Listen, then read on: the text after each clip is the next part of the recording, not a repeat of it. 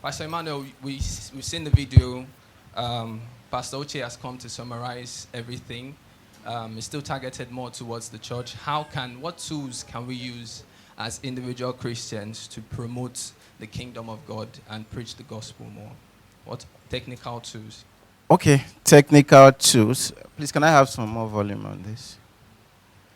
Um, there are, yeah, okay. There are 1,000,001 of them out there. So you first of all decide the one you want to choose, and the one that works best for you, and the one that works best for what you want to achieve.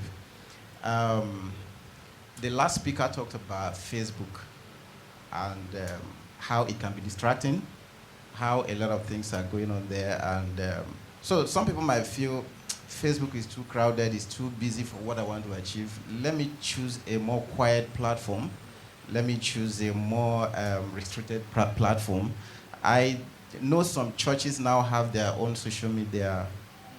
I know, I think UCOS, something by Christ Embassy. Okay, I think more churches are also looking into that area of investing in their own social media platforms. That way they have total control of what is going on there. So the truth is this: since for those who have been or are still on the public, let me call it public social media platform, there's a whole lot of things to consider.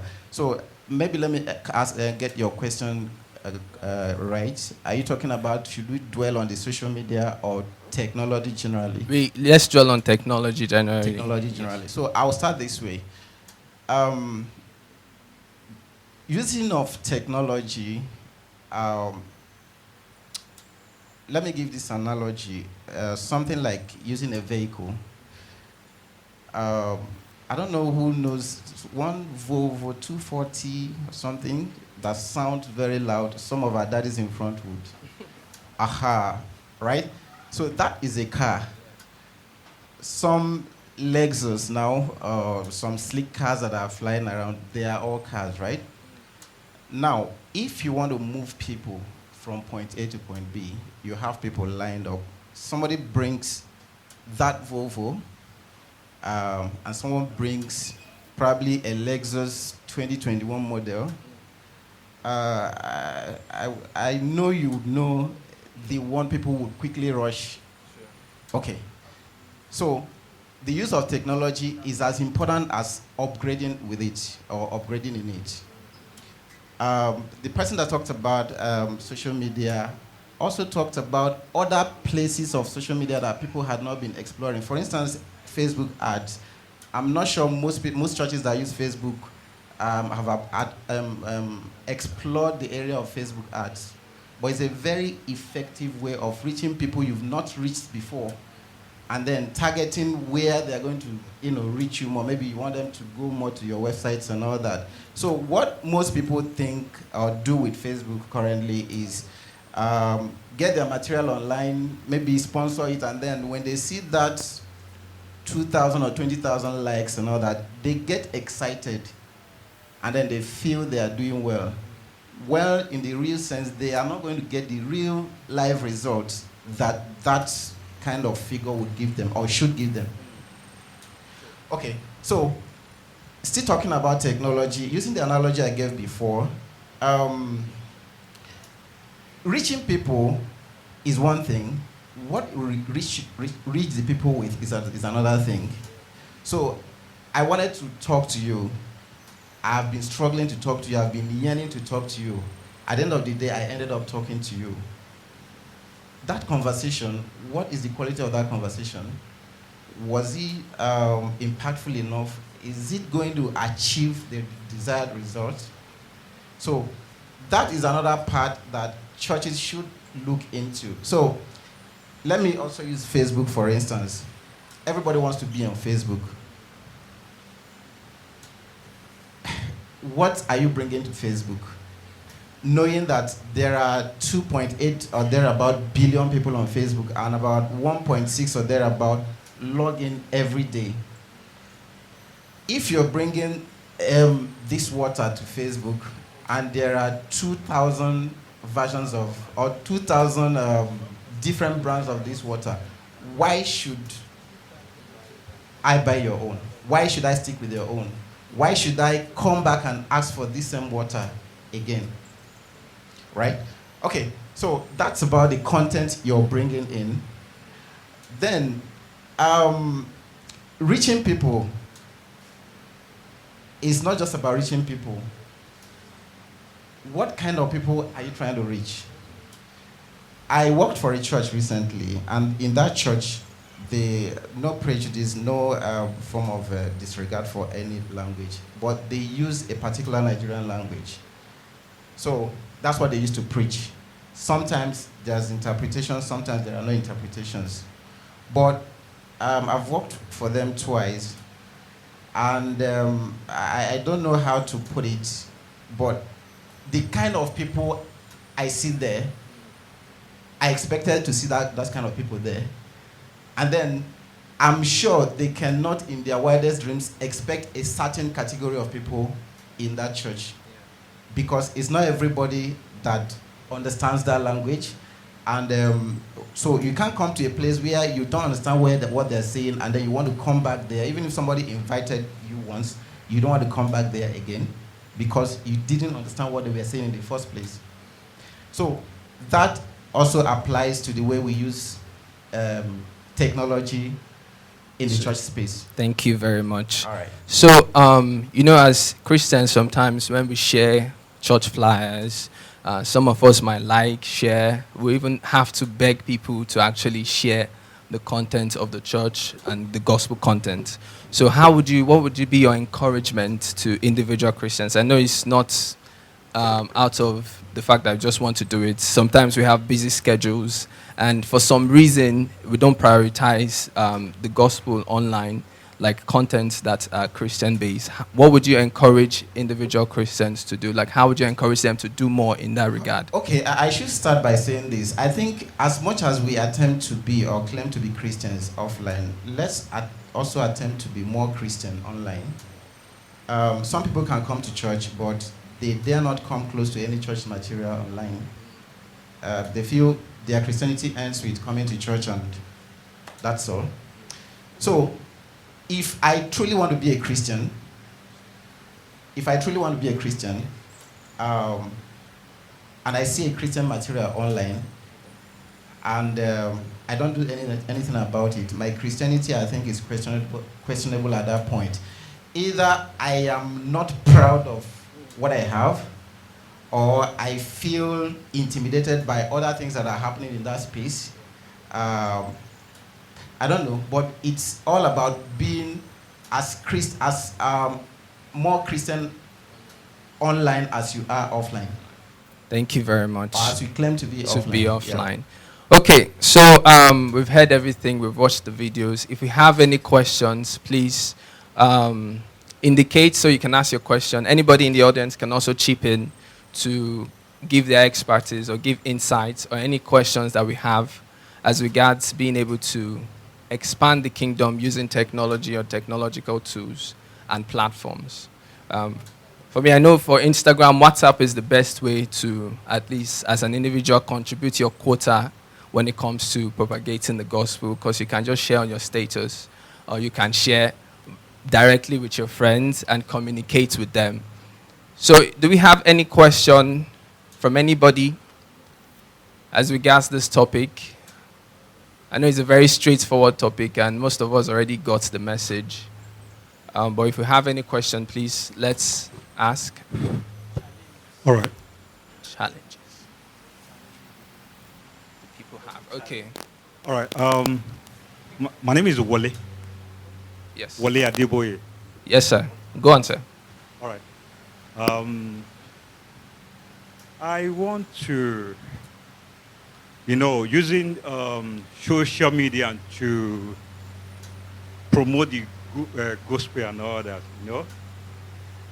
online, many persons, when you see Christian post, it happens naturally. People stroll it, People don't want to take their time to even Christian, just troll it. So when we are talking about using that to engage people, I'm just looking how I want to use you know, when we put it side by side with physical engagement and online, I think people I don't really I stand to see how it will be so effective more than physical engagement. So I don't know whether it's a question or something. Yeah, Okay, I get let me talk about that. I think last time I think we discussed about creativity or something. I want to give two examples. One is Dr. Chris here. I produce his program. My number is online. He runs a health program, but I've had several cases. Of course, most times when they call me, they think they're talking to him. I'll be the one to tell them this is not Dr. Chris, even though they claim I sound like him. I don't know. I've prayed for people severally online. People who call not for health program. They just call, Pastor, pray for me. Reason, while he's doing that health program he's infusing marketing Christ, marketing Christianity into it. Right? So with that, most people had seen him already as, I still have 2 more prayer requests online that I handle. I don't bother disturbing him about that. In fact, I don't know if I shared one testimony with you, sir. One woman that said they had been struggling to complete their house. I shared it with you. I had to pray for the woman and I had forgotten. And then months later, she called me back so excited and all that. She said, I am calling you from that house, that particular house I told you that we've not been able to finish for several, And of course, I thanked God with her. So the point I'm making, sir, is you can find other ways of making people get to listen to you. Pastor Uche also mentioned about someone that cooks. Now, the first reason you want to rush that person is you want to learn how to cook. As you're trying to learn how to cook, you don't know that something else is about to hit you. And when that thing hits you, you're not going to hide from it. You're not going to run away from it. So that is actually working. It's one of the many ways that are available. But if those direct come and accept Christ and be born again, your sin, if you don't be born again, you're going to die and all that. If it's not working, there are very many creative ways of reaching people and reaching them solidly.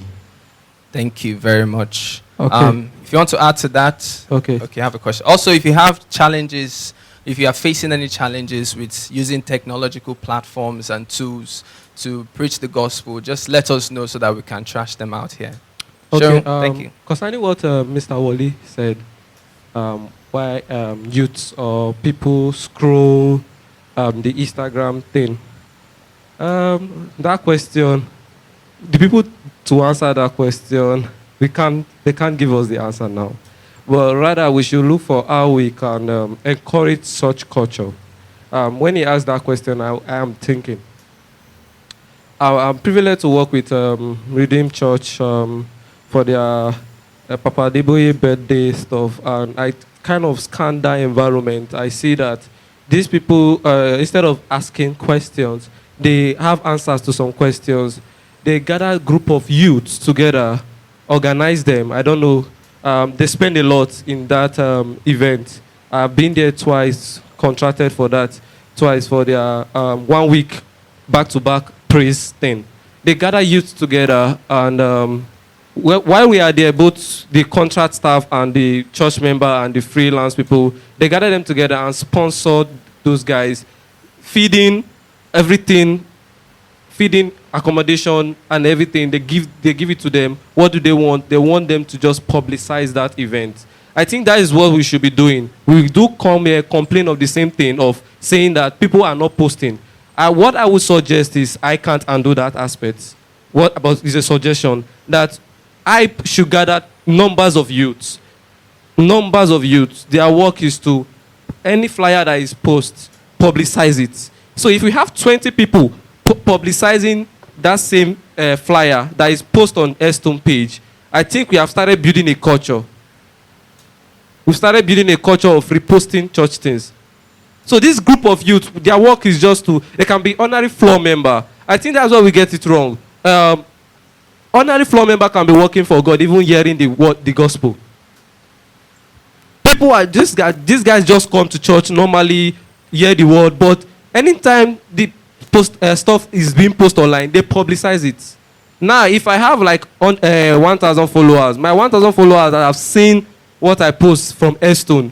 So if we gather 20 people, 30 people like that, to start asking that question, we start building a culture. That is an answer to the question of why youth are flipping, not reposting, not liking. Let's have some group of youth doing that liking. That this is our own work. And number two, it has to be willing. They have to be willing to do it. Because there's something I find out in youth is, you can force us to do something. At the long run, when you are not there, we will not do it. We will just say, oh, or when we don't enjoy doing that thing. So we have to gather youths like that and tell them, please, can you help us do it? Let it be something part and parcel of them. Post it on your Facebook, post it on your this thing. That's how to publicize things like that. When we start building that culture, it will help. Thank you very much, Martin. Okay, thank you so much, Martins. Let me quickly address that. Let me take from the later part that you mentioned, when you don't enjoy doing something. And whenever I consult for churches, this is the first thing I used to mention to them. Your people would have to enjoy what they are seeing and what they are hearing, right? By the way, I do media consultation for churches. Now, you see, for those who know this, I grew up in the village, so when we want to grind cassava, there's this machine they use. They first start, and then they remove that stuff. It continues running like that. That very starting point is always very difficult. You pull, you drag. But if the machine is okay, if that machine is okay, underline that, it's supposed to, after some seconds, pick up and keep running from there, all through until it finishes grinding whatever is grinding, right?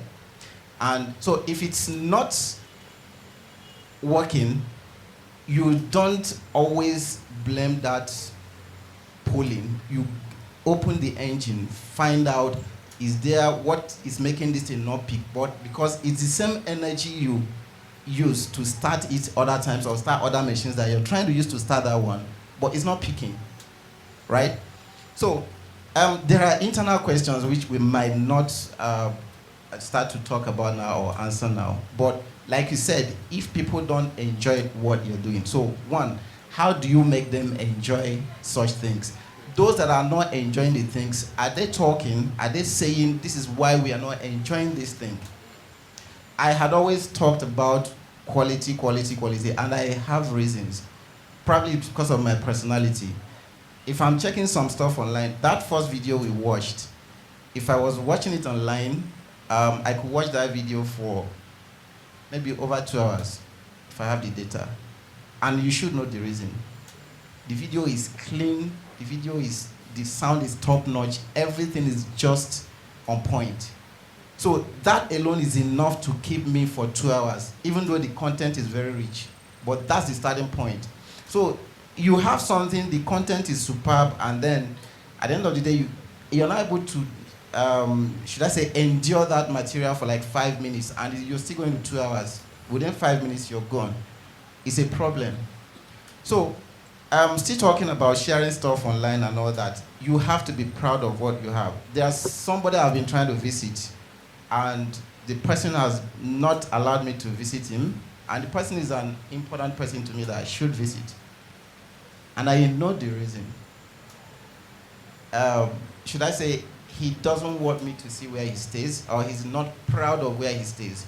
So I respected that. So we talk on phone, we do whatever I need to send him, but whenever I hear come, he'll just give me an excuse why I shouldn't be there, or why I shouldn't come. So if we ask some of these key questions, are we proud of what we are marketing? If we're not proud of what we are marketing, what can we do to be proud of what we are marketing? So people can start talking. It's not just about keeping quiet on. Oh, thank you very much. This is a conversation that we'll continue, but Okay, mine is by way of encouragement. If you're in the second service, you'd understand the power of seasons, as Pastor here talked on that topic. I want to say and encourage some people that it's just fact I'm saying. Some people's season may never change until they embrace technology. Like, may never change. We talk about social media because it seems like the affordable technology. Up till now, some people are still scared of of getting money via ATM. Some people, I mean, you see a mature man looking well dressed, goes towards the ATM. He's scared.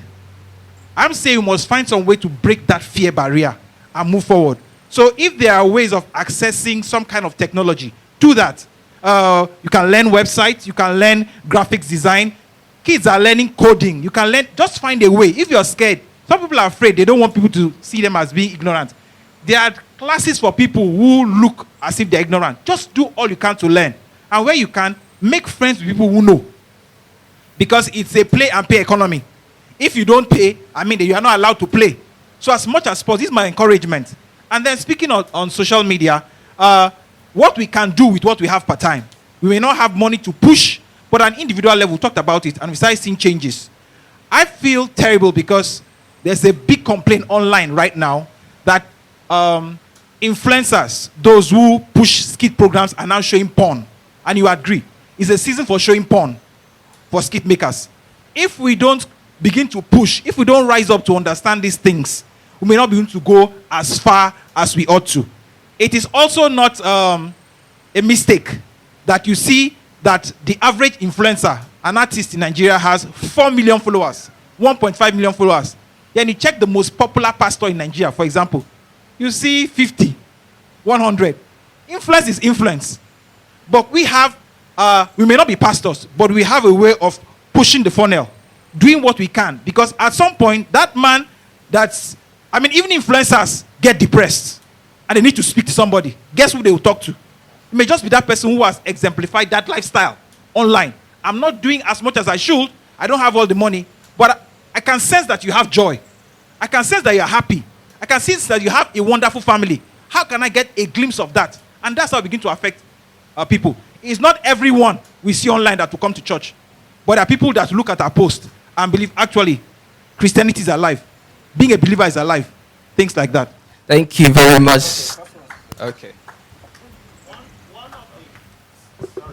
One of the greatest things I think can create apathy towards social media is ignorance of it. Okay, what it can do and how to do it. So what I think that both you, your group, that's Friends Connect, and also our social media team should do is design maybe one whole Saturday or something for training. And then take us through all these things that this man, the first speaker, said. And then everybody brings their laptop and then you show us. Once you know how to do something, it becomes easier doing it. Okay, so that's just a suggestion. Thank you. Thank you very much, sir. Thank you, Emmanuel. Please, a round of applause for Pastor Emmanuel. We definitely work on the suggestions that Pastor has told us. Thank you, sir. So this is a very technological savvy session. So everybody's kind of quiet and laid back, but it's good. I hope we all learned something and we are all more encouraged to do more online as we are trying to do offline. So let's be more of a Christian online and as we are offline.